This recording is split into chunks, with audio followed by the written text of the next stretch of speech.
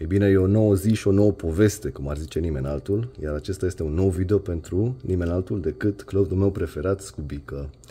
Cu același pașaport împrumutat, desigur, pentru că după logica lui Scubică, toată lumea are prieteni cu pașapoarte străine care îți pot împrumuta pașapoartele sau mașini sau orice. Da, mă rog, când ești un mincinos dovedit, scuzele sunt din ce în ce mai hilare.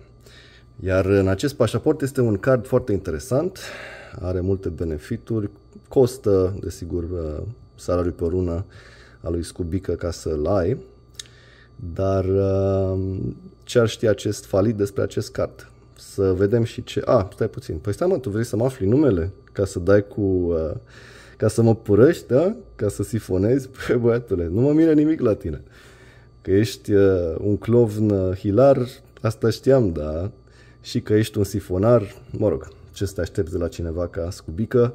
Știi cum e, nu toată lumea poate să fie bărbat. Asta e.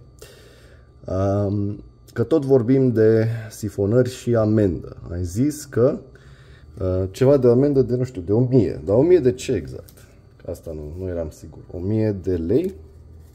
Poate mă ajut tu să-i număr, că eu nu prea stau să număr banii. O fi de ajuns pentru amenda asta? Dacă nu, poate o fi 1000 de canadieni. Aici, nu știu, sunt 1000? Nu cred, cu siguranță nu. Aici ce zici? Poate îți placă ăștia dacă nu. Tot canadieni. O fi 1000 aici? Nu cred, niciun șans. Și dacă canadienii nu merg, atunci încercăm dolarul universal. Ce să facem cu ăștia? Mama mia, deja mă doare mâna. O fi 1000 aici nu cred. Dar știi, poate am printat la imprimantă, desigur, sau sunt bani de Monopoly, cum ar zice Scubică.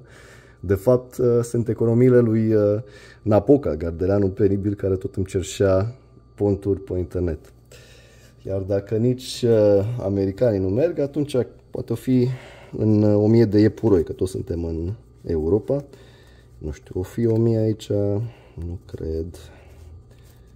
Ai numără tu, Scubică, poate știi tu mai bine.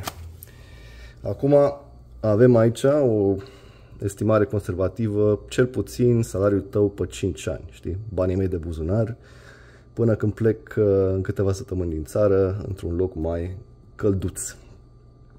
Tu însă de 4 ani te ascunzi, de 4 ani tu lansezi fumigene, că ne vedem, că nu știu ce, dar niciodată nu ai curajul să dai ochii cu mine, desigur, pentru că ești un laș care ești un șoricel de tastatură, mă înțelegi? Dacă tot te agiți că vrei să ne întâlnim, 9 martie. 9 martie este o dată care ne putem vedea. Știi exact unde o să fiu, pe stadionul Ion Oblemenco. Ne putem vedea acolo. Desigur, nu vei veni pentru că ești un laș penibil care de 4 ani doar se ascunde și doar vorbește ascuns, pentru că asta poți. Ei bine, aștia sunt niște bani, dar cel mai valoros pentru tine acum, pentru că tot te-am ars, este o cremă de asta să te dai ca să nu te usture. Înțelegi? Bine, măi, Scubică. Ne vedem pe 9 martie, dacă ai curaj. Dacă nu, stai ascuns ca de obicei. Pa, pa!